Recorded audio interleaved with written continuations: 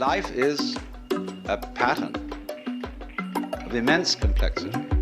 And what you call yourself as a living organism, say, I am my whole body at the very least. Now, what is that body? That body is recognizable, and I recognize my friends when I meet them again, with luck, and you recognize me. Although the last time any of you saw me, I was absolutely something entirely different from what I am now. Just as the flame of a candle is never a constant. The flame of a candle is a stream of hot gas. Only you say the flame of the candle as if it were a constant. Well, it is a recognizably constant pattern. The spear-shaped outline of the flame and its coloration is a constant pattern. But in exactly the same way, we are all constant patterns. And that's all we are. The only thing constant about us at all is the doing rather than the being. It's the way we behave, the way we dance. Only there's no we that dances. There's just the dancing. Just as the flame is the streaming of hot gas, just as a whirlpool in a river is a whirling of streaming water. There is no thing that whirlpools. There is the whirlpool, and in the same way, each one of us is a very, very delightfully complex undulation of the energy of the whole universe. Only by our process of miseducation, we've been deprived of the knowledge of that fact, not as if though there was someone to blame for this, because it's always with our own tacit consent. Because life is basically a game of hide and seek. Because life is pulsation, on and off. Here it is, and now it isn't. And by being this pulsation, we know it's there. See, you don't know what you mean by on unless you know what you mean by off. That's why when we want to awaken someone, we knock at the door. It's not enough to slam the door once with your fist and make a big noise, but you keep up a pulsation, because that by its on and offness attracts attention. All life, you see, is this flickering in and out. Only there are enormous rhythms in it. There are very fast flickering ins and outs, like the reaction of light upon our eyes, such that if I take a lighted cigarette in the dark and I spin it, you will see a circle of fire. Because the reflection of that cigarette tip on your retina lasts, it endures. Just in the same way as on a radar screen. An image stays a little while until it's revivified by another round. So in that way, you see, you notice continuity. And in the same way then, you notice the continuity of a light, because although, like say, with an arc lamp is actually a flickering light. And that's why they don't allow arc lights to be used in any shop where there's a circular saw moving. Because sometimes the flickering speed of the arc light so synchronizes with the turning speed of the teeth on the blade that the teeth look as if they're not moving. And so anybody who might put his hand on the blade would have it chopped off, thinking it was a still one. So in this way, very fast impulses are looked upon as constant. And we see where there are fast impulses a solid thing. When you look at the blade of a propeller or an electric fan, the separated 4 or 3 blades become a solid disc, and you cannot throw an egg through it. Well, so in exactly the same way, you can't put your finger through a rock, because the rock is moving too fast for your finger to go through. That's the meaning of the whole phenomenon of hardness. Hardness in nature is immense energy, but acting in a very concentrated space, restricted space, but going to beat hell. That's why you can't get through it. Now, from those very tiny fast rhythms, which give us the impression of continuity, there are also in this universe immensely slow rhythms. And these are very difficult for us to keep track of. And they impress us and depress us as our own life and death, as our coming and going, which goes for what is to us such a slow pace that we can't possibly believe that it is really a rhythm. We think of it as our birth, as something quite unique that could never occur again because we're so close to it, you see, and it's moving so slowly.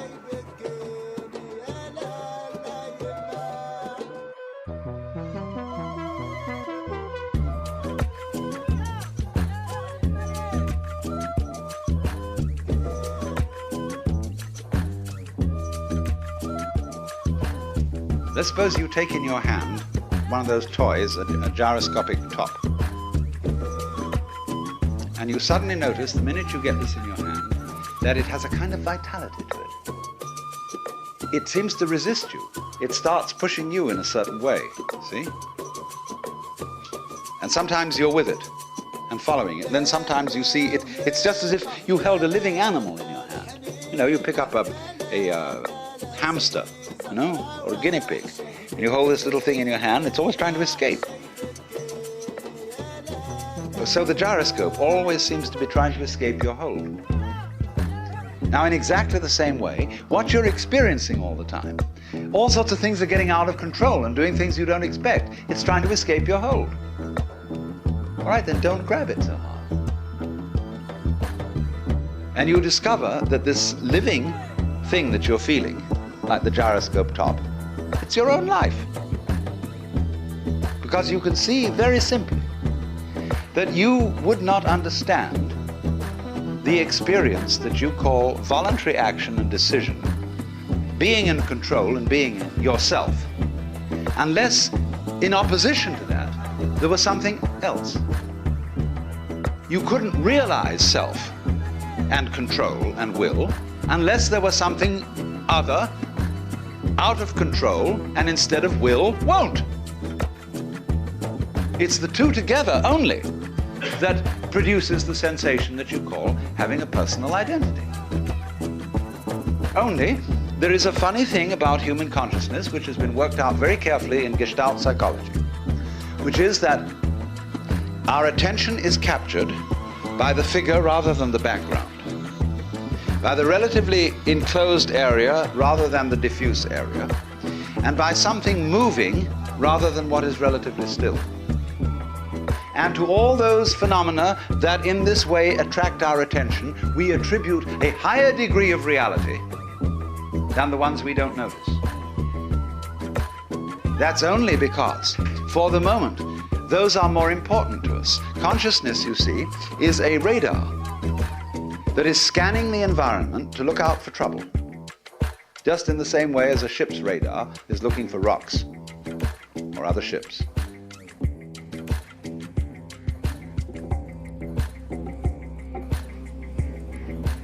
Going back to this illustration of every living body as something like the flame of a candle,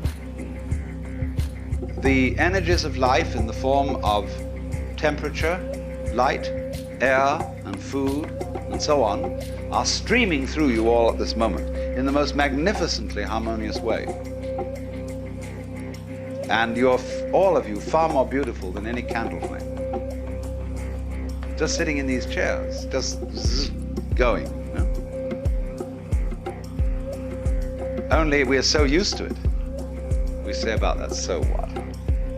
Show me something interesting. Show me something new. Because it's a characteristic of consciousness that it ignores stimuli that are constant. When anything is constant, it says, okay, that's safe, it's in the bag, you needn't pay attention to that anymore. And therefore, we eliminate systematically from our awareness all the gorgeous things that are going on all the time, and instead only become focused on the things, the troublesome things that might happen to upset it. Which is all right, but we make too much of it. And we make so much of it that we identify our very selves, I, ego, with the radar, with the troubleshooter. And that's only a tiny fragment of one's total being. So that if you do become aware that you are not simply that scanning mechanism, but you are your complete organism, then very swiftly, in turn, as a consequence of that, you become aware that your organism is not the way you think about it when you look at it from the standpoint of conscious attention, from the standpoint of the ego. From the standpoint of the ego, your organism is your kind of vehicle, your automobile in which you go around. But from a physical point of view, your organism is again like the candle flame or the whirlpool. It is something which is a continuous patterning or activity of the whole cosmos. The key idea here is pattern. Let's suppose I'm going to borrow a metaphor from Buckminster Fuller. Suppose we have a rope, and one section of this rope is made of manila hemp. The next section is cotton. The next section is silk. The next section is nylon, and so on. Now we tie a knot in this rope. Just an ordinary one-over knot. You find by putting your finger in the knot, you can move it all the way down the rope. Now, as this knot travels, it's first of all made of manila hemp, it's then made of cotton, it's then made of silk, it's then made of nylon, and so on. But the knot keeps going on. And that's the integrity of pattern, the continuing pattern, which is what you are. Because you might, for several years you might be a vegetarian, and you might be a meat eater, and so on, and your constitution changes all the time, but your friends still recognize you, because you're still putting on the same show. It's the same pattern. That is the recognizable individual. But we are trained in our language. The very structure of the language we talk deceives us into misunderstanding this. Because when we see a pattern, we ask, what's it made of? Like you see a table. Is it made of wood or is it made of aluminum?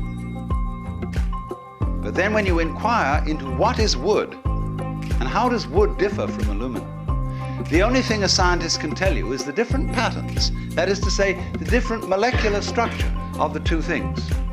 And a molecular structure is not a description of what something is made of, it is a description of what dance it is performing, what motions, what kind of a symphony this is. Because basically, all phenomena of life are musical. And gold differs from lead in exactly the same way that a waltz differs from a mazurka. It's a different dance. And there isn't anything that's dancing. That is a deception we get into because we have two parts of speech in our grammar. We have nouns and verbs. And verbs are supposed to describe the activities of nouns. And this is simply a convention of speech. You could have a language with only verbs in it. You don't need any nouns, or you could also have a language with the nouns only and no verbs. And it would perfectly adequately describe what's going on in the world.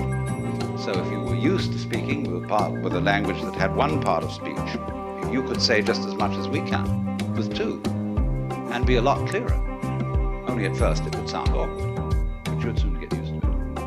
And then when you got used to it, it would be a matter of common sense that the patterning of the world is not some kind of stuff that's patterned. You don't have to seek for a substance underlying the whole thing, it's just patterning. And we're all that. And so in this way, there is, to a person who really wakes up, you very soon realize that your existence is not something that is just the hopeless little creature that's suddenly confronted with a great big external world that goes gah at him, and eats him up. Every tiniest little thing that comes into being, every minute little fruit fly or gnat or bacterium, I will go so far as to say is an event upon which this whole cosmos depends. This thing goes both ways. It's not only that every little organism which exists depends on its total environment.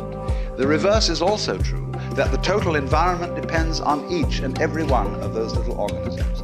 So that you could say this universe consists of an arrangement of pattern in which every event is essential to the whole thing.